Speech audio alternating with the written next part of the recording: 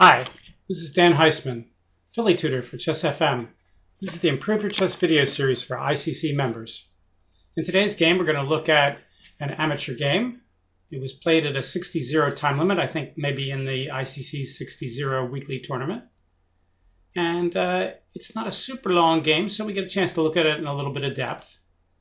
All right, white plays e4, black plays Sicilian, and white plays c3 Sicilian. So it's kind of ironic. We just looked at a line against the c3 Sicilian in a recent video talking about the move-by-move chess series.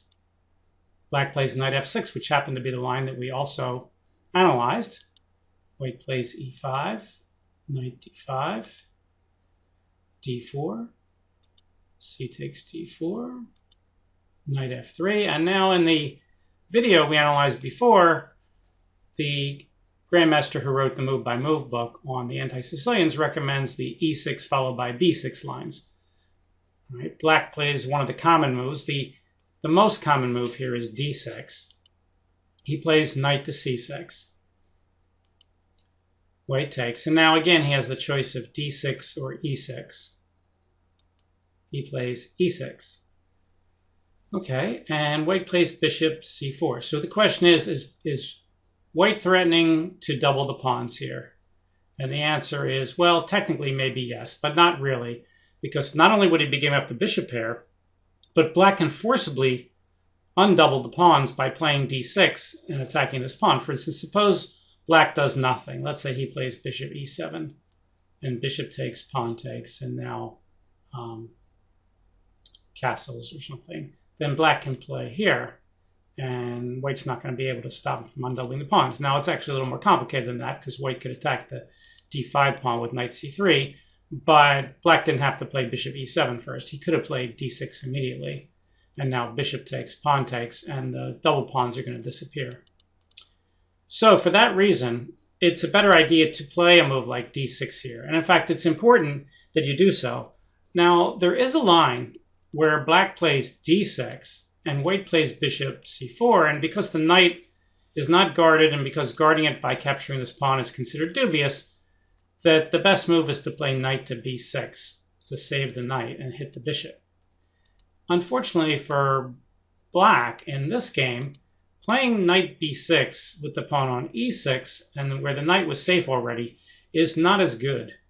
And in fact, already the computer is starting to like white.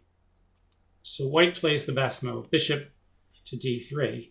And now black could break with d6. If he plays d6, the computer suggests castle, d takes e5, d takes e5. And now he's thinking maybe force white to guard this pawn. The move he gives is knight d7, rook e1, knight c5, hitting that bishop. Bishop e2, queen takes d1, rook takes d1, and well, white has a slight advantage here. All right, so let's go back to the game. So d6 was okay.